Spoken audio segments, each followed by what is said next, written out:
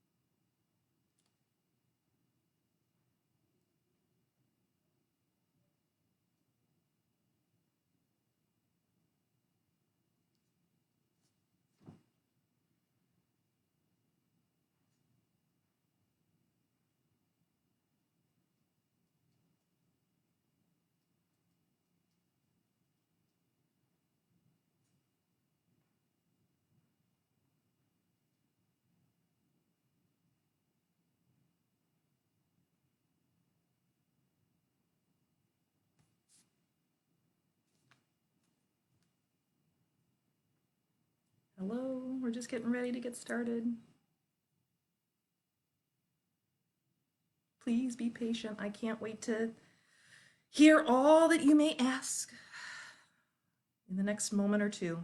We just got about another 2 minutes before we really truly go live.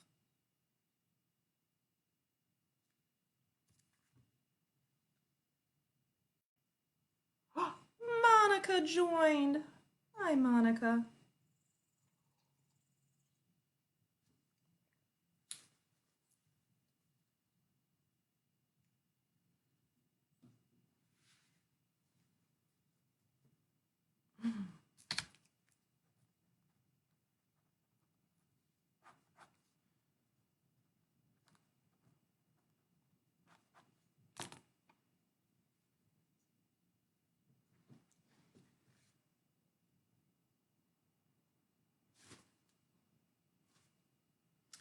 Less than 60 seconds to go until we get completely wow and mesmerized by the vagus nerve. Just a few more moments to go. Oh, Monica, I can't wait to hear your voice again too, in person, not just by video chat. Hey, Julie.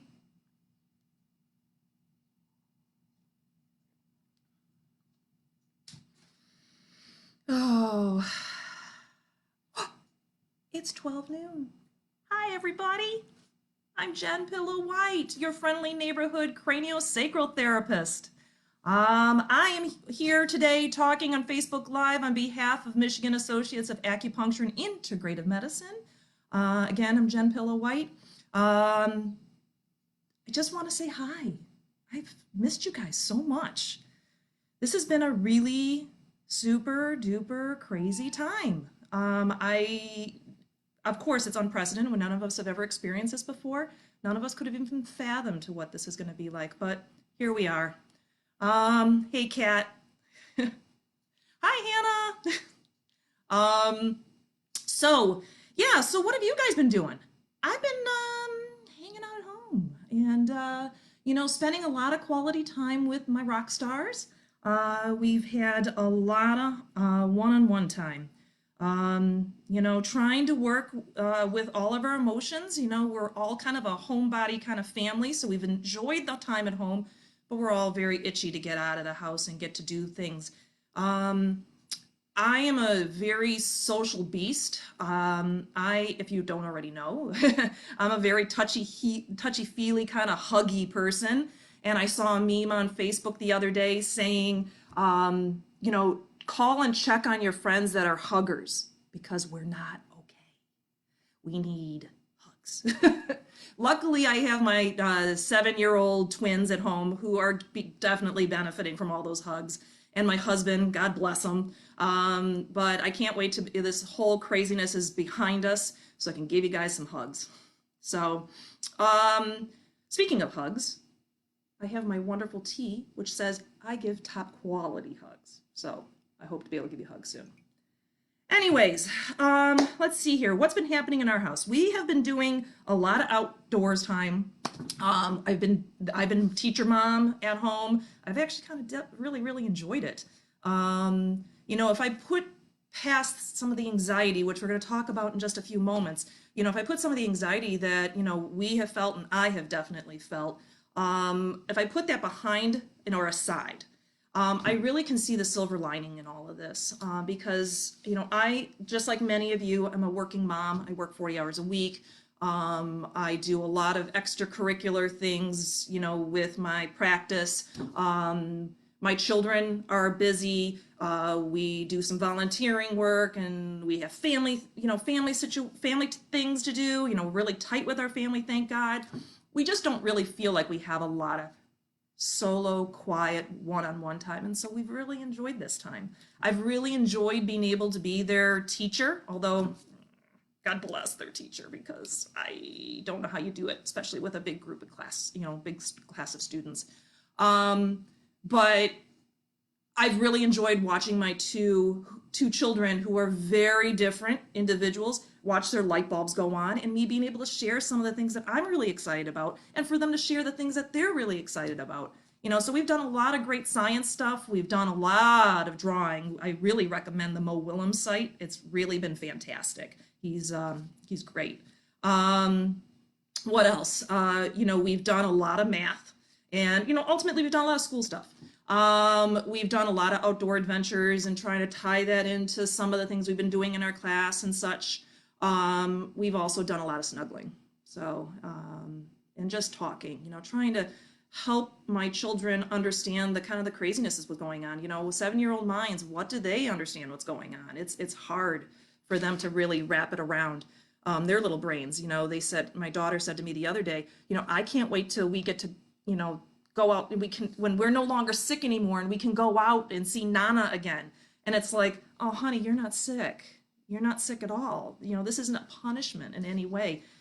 All of us are doing this to try to, do for the greater good of all people. And just like, what we as our practice have done is that we've, temporarily, stopped seeing clients one-on-one, in person. We're doing televisits at this point, being able to just kind of engage and connect with each other. But, just like we all need to do, we all have to kind of bite the bullet at this point and do our social distancing, which is hard. So for my children to understand that and realize that it's not a punishment and it has nothing to do with them per se, that's a big thing. So what else has happened in our house? At the beginning of our quarantine, unfortunately, we lost our senior kitty, who was my partner in crime well before the kids came along. Miss Jezebel, she passed away, unfortunately, which was heartbreaking, but because of the craziness of everything in the world and shelters needing to close because they don't have people to take care of them, we did it a little sooner than expected, but we adopted another kitty, which was really important for my kids and for the whole tactile and just stimulation, and as well as just to distract them from everything going on. So I'm sure you might see her in just a little bit. Miss Lucy Lulu is our new addition to our house, and she is amazing. So let's get to the bottom of what we're talking about here. So again, I'm a craniosacral therapist. One of the many things I do in practice is working with stress reduction. I mean, there's many other things that I do with my work, but stress reduction is probably the number one thing. And it's definitely a benefit for people who are even seeing me for other reasons. Craniosacral therapy is fantastic at engaging the parasympathetic response, which is more of the rest and relaxation, stress reduction phase. Many and most of us tend to be in more of a fight or flight kind of phase in life, and that's not really healthy. So I want to kind of talk a little bit about a very specific aspect of our rest and relaxation, or rest and repose portion of our nervous system, and then talk about how we might be able to do some of this work for you, because I can't see you. you. I can't, put my hands on you right now. So, but there are a couple things that you can do to try to stimulate that rest and relaxation and kind of take you out of that fight or flight. So, for instance, to start off with, the basic science is that we have our nervous system, and our nervous system is our brain and our spinal cord, which is designated as our central nervous system. And our brain and spinal cord control really everything that we are and everything that we do.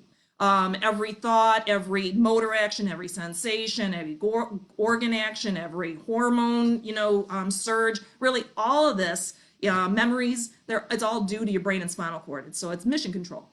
And then it's connected to the wires basically that take it out to the periphery or out to the body, and that's called your peripheral nervous system. And your peripheral nervous system is made up of nerves that exit the skull and exit the spinal column, and then out to the body it goes. So we have 12 cranial nerves, and they are nerves that come directly from the bottom of our brain, basically our brainstem. So, everyone has this at home, right? A brain? Come on. Don't worry, it's not real. But here's our brain, and this is how it kind of would sit in your head, this being in the front behind your forehead, this being in the back where you rest your head. And if we were to flip it upside down, you would see, I'm trying to get my perspective here, you'd see the underside, basically the part that rests inside the skull. On the underside are where all these different nerves exit off the bottom of the brain, and then they exit out of the bottom of the skull. And they are named 1 through 12 on the right and the left side, from basically front to back. All right, so we start with cranial nerve number 1, which is your olfactory nerve, all the way back to 12, okay? And they will exit out of the bottom of your skull. Please, say hello to my friend, Napoleon. Napoleon, will you say hello? Hello. Napoleon's been with me for a long time, so he's a little battered and bruised. He's had a lot of love and a lot of craniosacral therapy. So here is if you were to take the skull cap right off, we would look at the underside of the skull, and we have all these different apertures or openings, and that's where lots of these different nerves will exit out of the underside of the skull, okay?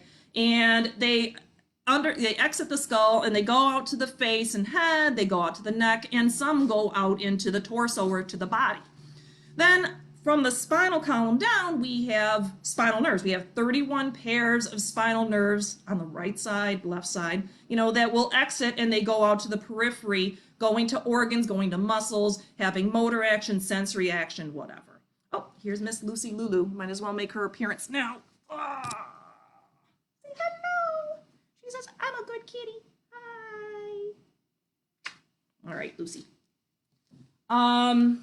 Okay, so that's the peripheral nervous system, and then the brain and core are the central. Okay, so what we have is we have the central and the peripheral nervous system. They work together and they have a division within them together that is called the autonomic nervous system. And the autonomic nervous system is its main action. The nerves and the nuclei that are related to the autonomic nervous system are specifically related to survival.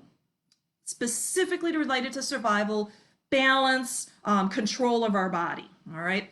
And within that autonomic nervous system, we have 2 subsets, all right? And that's my last little branching. For all my past students, you know how I could go crazy about all talking about this stuff. But so let's see here. So we have our autonomic nervous system, and then we have the 2 branches. We have our sympathetic nervous system, which is in layman's terms described as fight or flight. Okay, that's the part of us that we tend to be in more than we should. We're actually designed or evolutionarily only supposed to be in fight or flight, occasionally, just like as needed. All right, then we have this other division, which is going to be the parasympathetic, which is this rest and repose, where we really should be more in, but we really usually are not. All right, so in fight or flight is related to things that would escalate our body, usually, in most cases, escalating us in regards to keeping us safe. So things like, we have something chasing us or some kind of threat or some type of danger. what would happen in a scenario like that is our heart rate would escalate so we can get more oxygen to our muscles and cells. We would have our general senses increase, which brings in more information to the brain. Our respiration would increase because of more oxygen. Our muscles would be more on edge. Our gut and urination and defecation, all that jazz tends to take a backseat. We don't need to worry about those kind of things when we're running away from some type of threat. Also, similar cascade would be things like exercise or when you're feeling embarrassed. All right, so those are kind of similar cascade actions, and those were all set in place evolutionarily way back when. The same kind of scenario we see with in the animal kingdom. You know, if you're in threat somehow, some way, your body needs to decide, do I want to fight, put up my dukes, which is going to require all those events to happen, or do we want to run like the Dickens and get out of there, all right? So that's fight or flight, okay? That, again, is designed to be there in place occasionally. Now, parasympathetic, it's basically the complete reversal of everything I just described. It's like the light switch. You know, we have the fight or flight with the light switch being clicked on, and we have all these crazy things occurring except for digestion, which is basically tamped down. Usually sexual desire is tamped down because you don't need to be finding Mr. or Mrs. Right when you have some type of dinosaur chasing after you. So now when you have para basically clicks the light switch off in that analogy. And that would be where all of a sudden your respiration slows down. Your heart rate slows down. Your general senses will actually become a little bit, not muted, but calm down. So that way you're not taking so much of this information into your brain and thus overwhelming yourself. Gut will generally turn on, so there'll be more digestion, motility in the GI tract. There's going to be, improved defecation and urination, and libido usually increases. All right. So that is para. Now, what also happens in para is healing. Our cells, our tissues are healing. Are the hormones that are required for healing, things like growth hormone and such, will escalate and we heal. You tend to sleep more deeply when you're in para, or you're more friends with parasympathetic, as well as when you're sleeping, that amps up your parasympathetic response and all of these different healing processes that happen. Okay, so that is my little flow chart, which I didn't really write out for you because I'm not that technologically proud. So that's the breakdown. Now, talking about parasympathetic, there is a superstar that makes up the parasympathetic nervous system, and that is cranial nerve number 10. So remember, the nerves that came off the bottom of the brain. The 10th one that comes off the medulla oblongata, one of the best sections of the brain ever, the medulla oblongata, that nerve is called vagus nerve. Vagus nerve is designated as number 10, and it is also commonly referred to as the wandering nerve. It is a really long nerve because that nerve, as it exits off the medulla and exits out of the skull, specifically kind of right around here, like if we got Napoleon, and here is front of his face, here is his ear. There's a bump in the back of his ear as well as your ear called the mastoid process. And kind of just behind to it, I would not recommend sticking your finger here. You have an aperture called the foramen not that one, the jugular foramen. And that jugular foramen is responsible for allowing blood flow to enter and exit the brain or the skull, as well as for the vagus nerve on the right side and on the left side. Once that vagus nerve exits, it's going to spread through the neck, through the inner aspects of the neck, and then through pretty much the entire torso, your entire trunk. It's responsible for motor action, meaning making things do something, or it's responsible for making things do something and it's responsible for transmitting sensation, all right, from those same structures. So we call it a mixed nerve. Not all nerves are like that.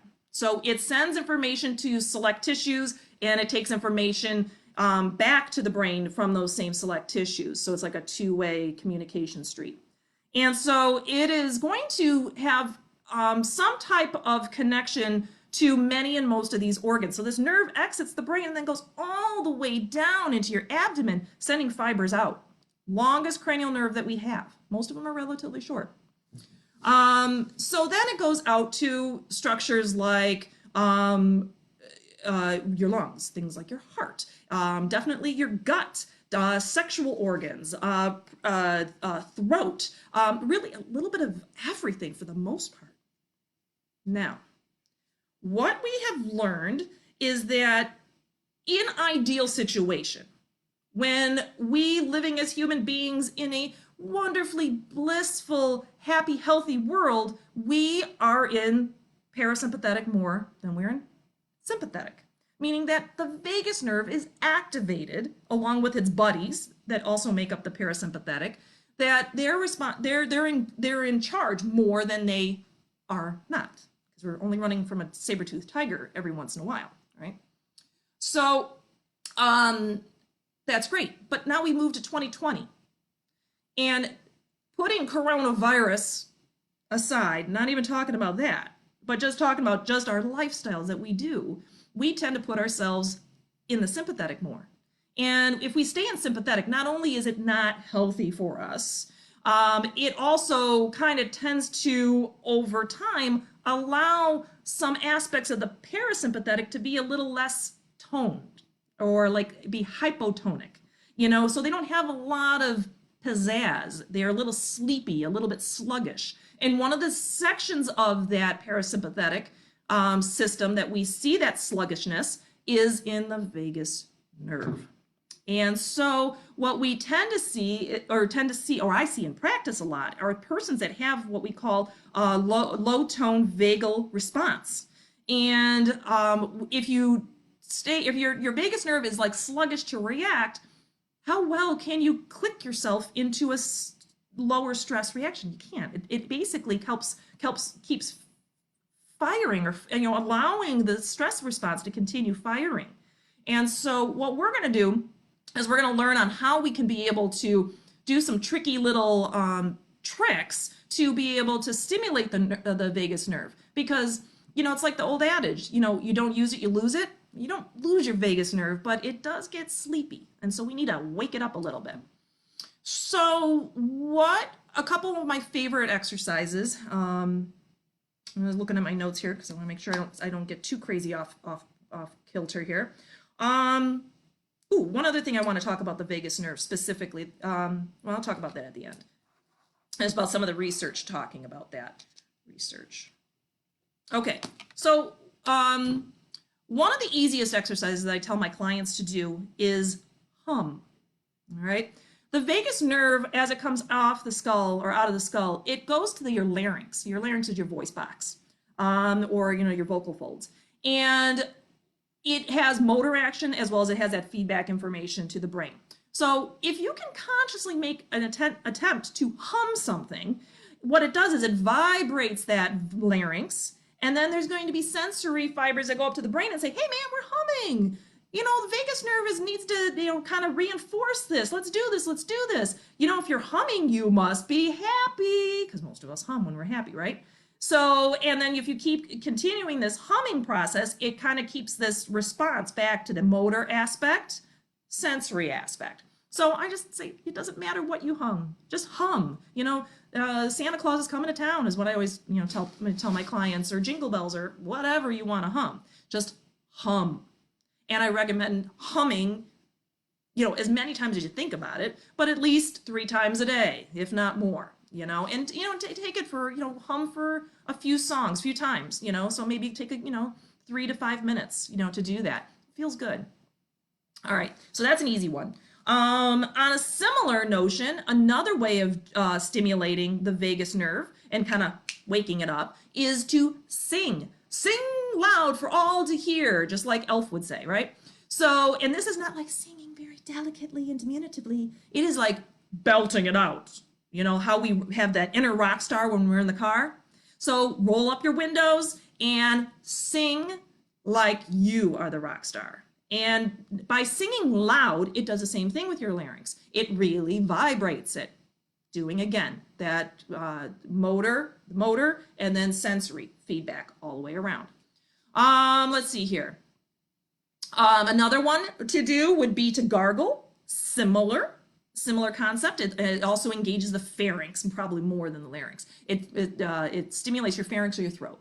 So by taking some water, it does not have to be anything special, but gargling, taking that and just before you go ahead and swallow it, if it's water or anything else, gargling it for about 30 to 60 seconds before you swallow, because again, the pharynx has got these fibers, these motor sensory fibers, and it will wake up the vagus nerve.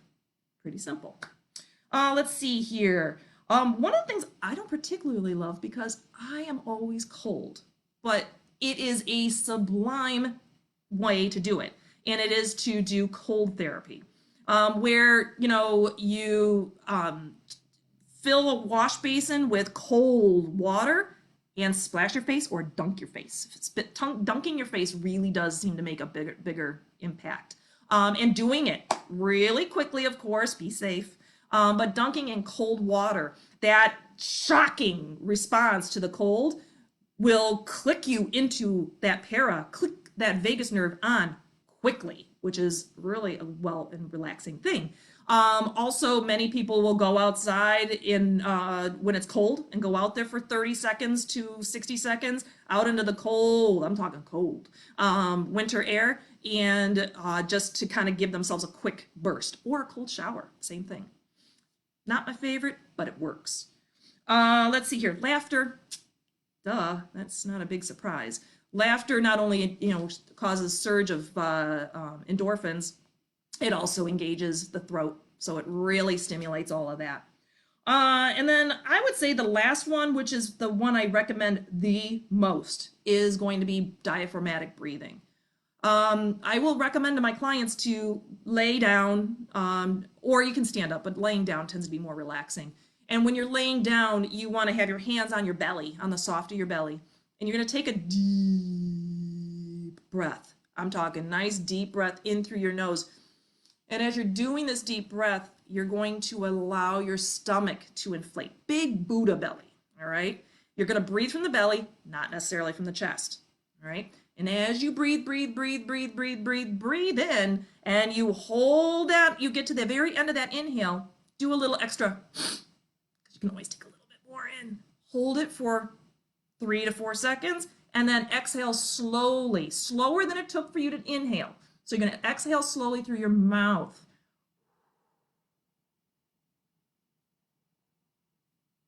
And when you get at the end of the exhale, do a little extra and hold it for 3 to 4 seconds. And then in you go again, through the nose. Little extra at the end, hold it, exhale through the mouth.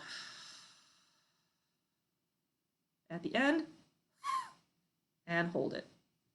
And if you want to take it one extra piece more, you can actually do a double team. And as you're exhaling out, I always say do like the Darth Vader voice and do the making like an H sound out of your throat. That's again engaging the larynx to vibrate and such. So inhale, exhale, out. Okay. So those are like 6 exercises that you can do. They're all very simple. You don't have to do them all in a cascade all together. I mean, that's a lot. That's a lot of stuff to do. But those are all things that you can do periodically through the day, or especially in moments when you're feeling really stressed, which, I think we all are. I do them a lot, and I need to do them more, definitely. A couple things I want to mention about research is that, the vagus nerve is a hot topic right now. And if you've got time on your hands, I mean, what else are you doing?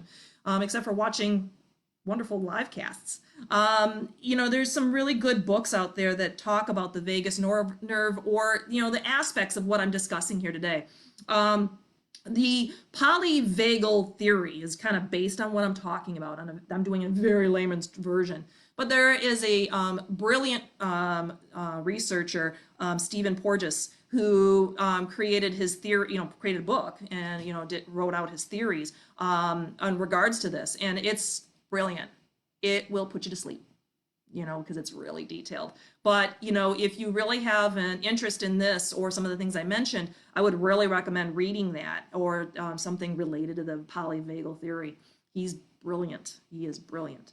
Another thing is a book that I got years and years and years ago when I was in grad school, and it is a great book. I recommend it to my clients all the time, and sometimes even have it in the office to be able to lend it out to my clients, and then they give it back to me when I see them next. And it's called The Joy of Stress: How to Make Stress Work for You. And it's by Dr. Peter Hansen.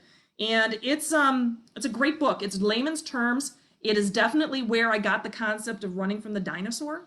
I've always used it in science, my physiology classes to discuss this process. And he's got some really fun characters in here talking about it. And he uses clear black and white science, but makes it really fun to understand.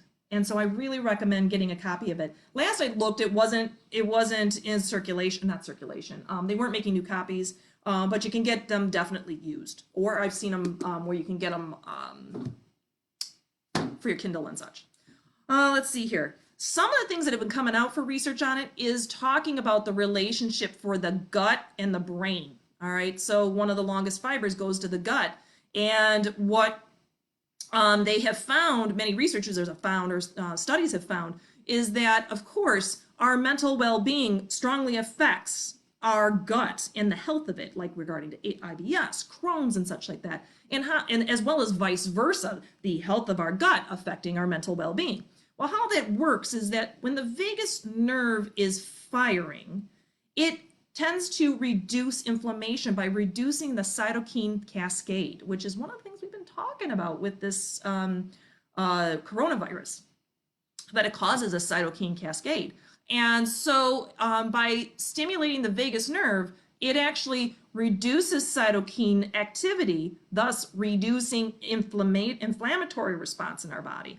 And a lot of these gut-related issues tend to be inflammatory. So there's one thing. And then also the feedback is that, happy gut health, specifically relating to your gut flora. So what is the microbiome going on? What is going on in your gut at that time? It will, the general status of your gut will give feedback to the brain and say, if I'm not in a happy flora basis here, this isn't going to be good. And there has been a lot of research showing that distinct relationship, especially with Parkinson's disease, interestingly enough. They have also found in mice or rat studies that if they had a very unhappy gut biome, and what they would see in these mice is they would have anxious behaviors. And so they would be acting in very peculiar ways that would relate to anxiety, even though they hadn't been tormented, hate to use those words, but stimulated to be in that status. But if they had this unhappy gut flora, they had anxiety. If the scientists went in and snipped the vagus nerve, that behavior would instantly dissipate. Instantly. Not that I recommend snipping anyone's vagus nerve, of course, but what it's saying is that gut status information going to the brain, it triggered an anxiety kind of response. All right. And so if you can take that telegram out of the mix by snipping the vagus nerve, and that information's not going up the brain, the mice or the rats completely went back to business as usual in their mental status. So that tells us we need to take care of our guts. And that is absolutely one of the things I counsel my clients all the time. Take care of your guts. Come and get craniosacral therapy so we can help take you out of this fight or flight response, reducing this insane, stress response that is either real or perceived, and get your gut activated and then feed it well. And by turning that around, getting yourself in a better mental status. I think that's what I got for you. I also want to say happy birthday to my dear friend Ashley. Today's her birthday. I want to say thank you. I miss you guys all so much. Thank you for coming and sitting with me and appeasing me and letting me talk about science, because I really love it and I kind of miss it.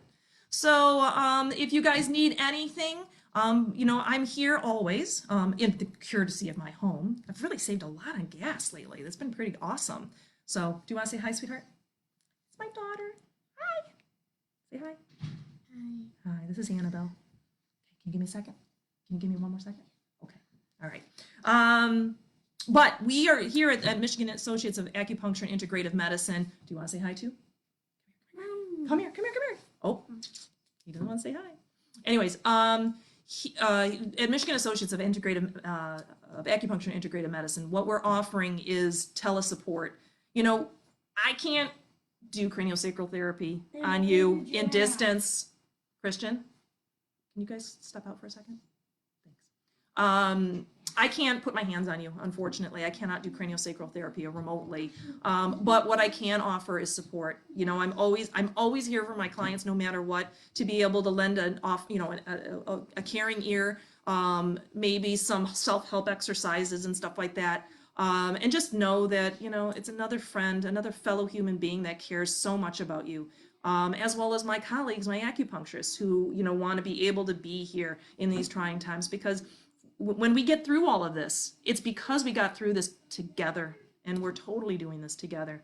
So if you would like to connect with us in any way for telesupport, please call our office at 248-737-7126. We'd love to be able to connect with you somehow, some way. Let's see here. I think that's going to wrap it up. I do have to finish it with one joke. My students are all going to roll their eyes at me now, because they're probably going to remember this. So, remember I told you about the cranial nerves? Cranial nerves 1 through 12, they're front to back. They're named 1 for whatever exits the, you know, brain first, and what exits the last is 12. So, cranial nerve number 1 is olfactory nerve, you know, sense of smell. Cranial nerve number 10 is vagus nerve. Vagus nerve is really important. So one day the brain and the vagus nerve were talking, and the vagus nerve says, you know, hey brain, you know, I really love what you're doing here. I love how you're taking care of the whole body. And, you know, I'm really glad to be one of your, you know, right-hand men or ladies. And so, but I'm cranial nerve number 10. I would really see if I could be moved up in queue and moved up to cranial nerve number 1, you know, because I'm pretty important. You really couldn't exist without me. And the brain's like, yeah, no, you know what? Don't matter about that. Don't worry about that. And the cranial nerve, you know, the vagus nerve said, oh, come on, you know, seriously, what is it going to hurt you? Just move me up in queue, make me cranial nerve number 1. What's olfactory nerve? We can live without smell. Come on, he won't mind. He's fine. And the brain said, no, what happens in Vegas stays in Vegas. Miss you guys. Be marvelous. I hope to hear and talk to you soon. Be awesome. Be healthy. Be safe. See ya.